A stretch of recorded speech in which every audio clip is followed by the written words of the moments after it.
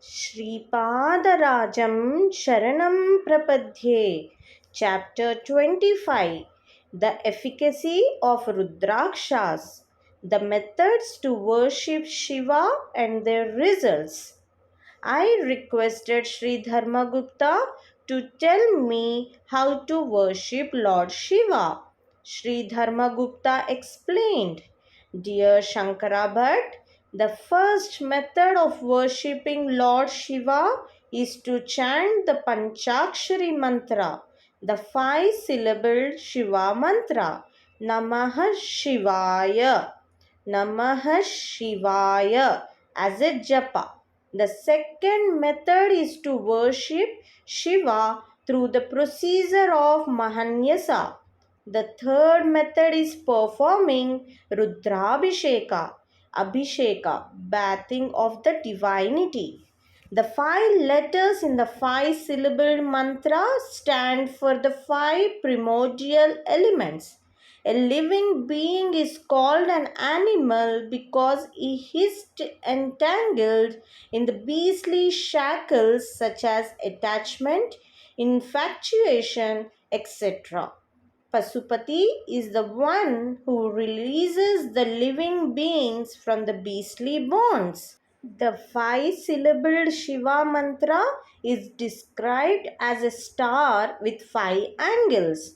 Among the five-angled mantras, the first variety grants liberation and the second variety bestows luxury and affluence.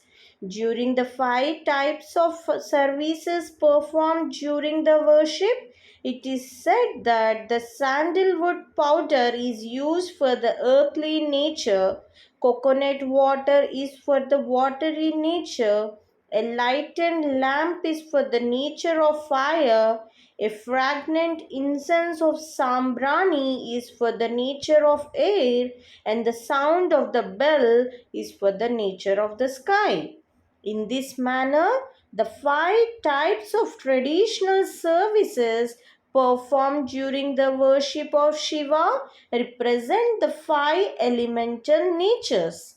For the devotees who practice the five letters of the five-syllable mantra and their respective natures, the five natures will appear with their five colors.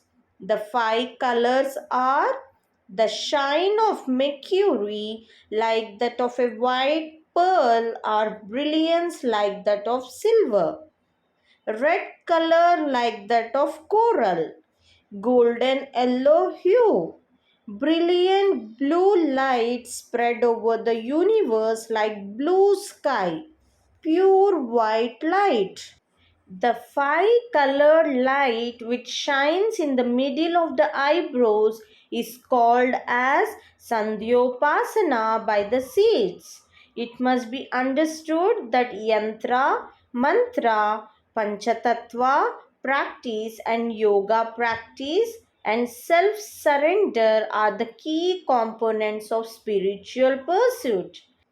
Through this, the thought of Dehatma, that is the soul of the body, will be destroyed. The body of the Jiva will be regarded as the temple. The Jiva who shines in it will be transformed to be Shivatma and liberation will be achieved. For attaining that state of liberation, Panchakshari Japa, Mahanyasa worship of Shiva and Rudrabhisheka will greatly help. Vishnu likes the Sahasranama Stotra. Ganapati is fond of Modakas, sweet. The sun is pleased by salutation. The moon is pleased with the offering of water. The Agni Deva gets pleased with Havis, oblations of ghee and butter. Shiva is very much pleased with Abhisheka. When the great deluge happened during one of the prior kalpas, Brahma filled a vessel with the seeds of each species, such as living beings, trees, and herbs, for the future creation. The waters from all the seas and rivers, as well as ambrosia, were poured into that vessel. He introduced his life force into it and charged it with the Gayatri mantra. That vessel is called Purna Kumbha, full pitcher, representing the elements and consciousness, that is full divinity. The ambrosia in that Purna Kumbha was showered continuously onto the earth. Since sages conducted this Abhisheka at the Kailash mountain, it became the place of ambrosia. An ice Shivalingam gets formed naturally in the Amarnath cave on the full moon of Shravana. On merely seeing this Amarnath Shivalingam, all sins will get diminished. Birth of the sages Vasistha and Agastya. When the Purna Kumbha was kept upside down, two great sages came out of it. The first one, sage Vasistha, emerged with white effulgence. The second one, sage Agastya, was born with blue effulgence. Both were born with the intrinsic properties of the deities Mitra and Varuna. With the waters sanctified in the Purna Kumbha, Ekadasha Rudrabhisheka must be performed. Ekadasha, 11. So 11 Abhishekas. By doing this, the merit of the 11th moon phase will be granted by Parameshwara, who is the personification of Ekadasha Rudra. Since there is a close connection between the 11 Rudras and the 11th moon phase, which is considered sacred by the Vaishnavites, it must be noted that Shiva and Keshava are inseparable. When Ekadasha Rudrabhisheka is conducted with Namaka mantras, all ill aspects that lead to untimely death are removed. Moon is the presiding deity of Somalata. He showers strength needed for rejuvenation. This spark of moon glows above the center point of the eyebrows and before the Sahasra center in the head of a yogi. The description of different forms of Lord Shiva. For this very reason, it is said that the crescent moon adorns the crown of Lord Shiva.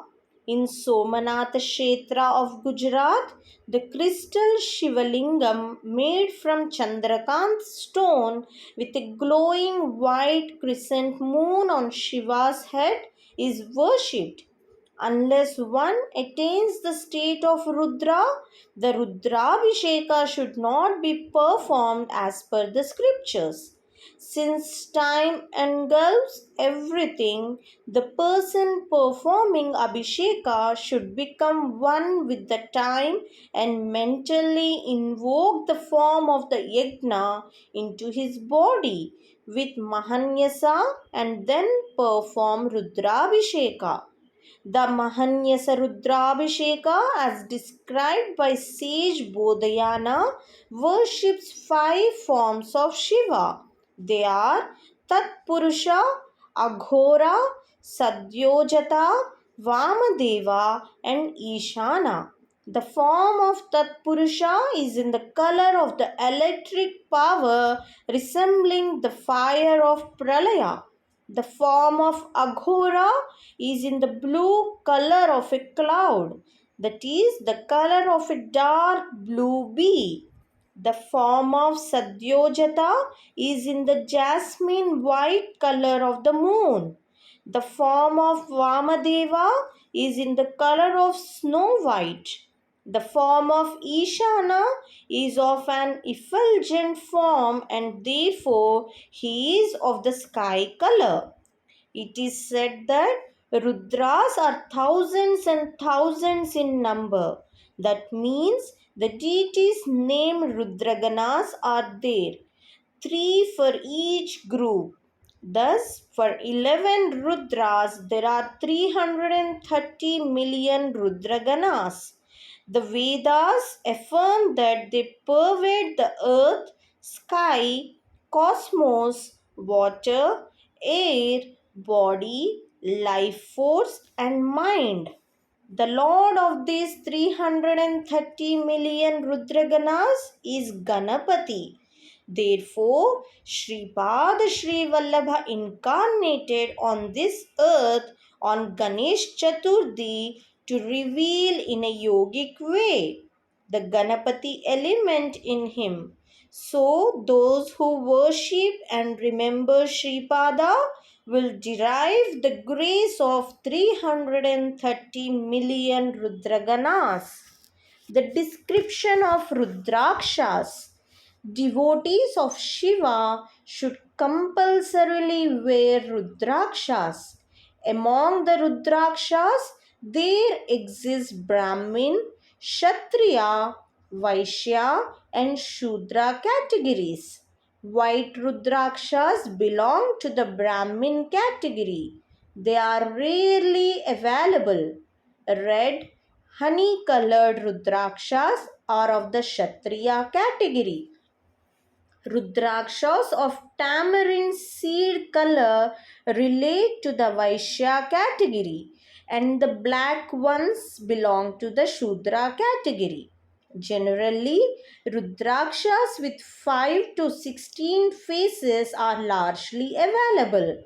Rudrakshas drown when placed in milk or water.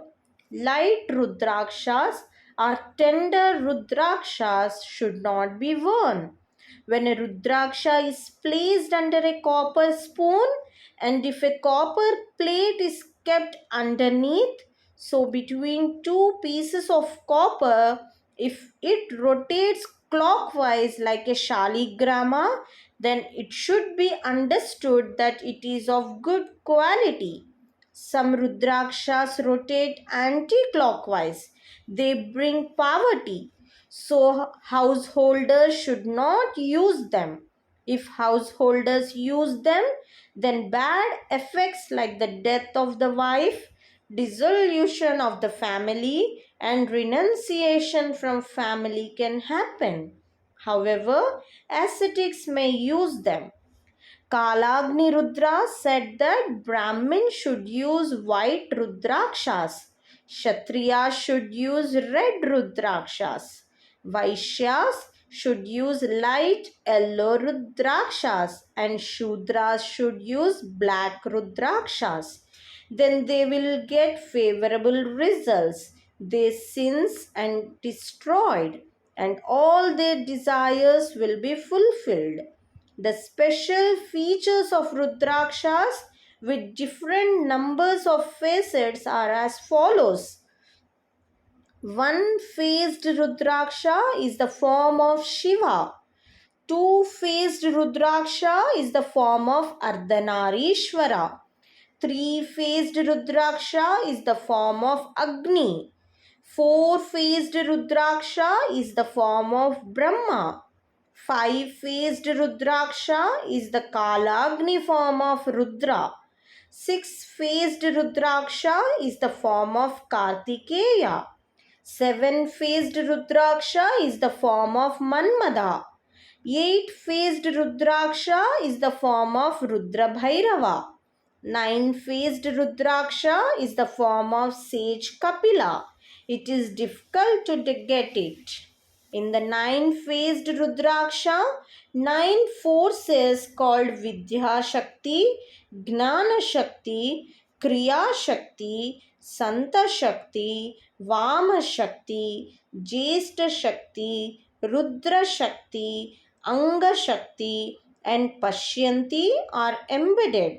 Therefore, the nine-faced Rudraksha is the form of the Deva of Dharma. Ten-faced Rudraksha is the form of Vishnu. 11-faced Rudraksha is verily the form of Rudra. 12-faced Rudraksha is the form of the 12 Adityas. In this way, there is a close connection between Rudrakshas and different forms of deities. Within his form of consciousness, Sripada Srivallabha has the nature of Ganesha, who is the Lord of the forces of attachment and detachment. Therefore, he is the divine personification of the 330 million deities. Not only that, without his will, not even one atom or molecule in this creation can move or stir. He is responsible for all movements. He is the cause of all causes. He appears as Vishnu to those who consider him as Shiva. He is felt as Shiva by those who regard him as Vishnu. He appears in his real form when we eliminate the argumentative nature in our mind and surrender to him. In this way, Dharmagupta vividly explained about the methods of worshipping Shiva and many other matters relating to Rudrakshas. Then he expressed his desire to go along with me to Kurungadda and have the darshan of Sripada to make his birth purposeful. Both of us came to Kurungadda and had the darshan of Sripada Srivallabha Guru Sarvabhauma, Universal Emperor.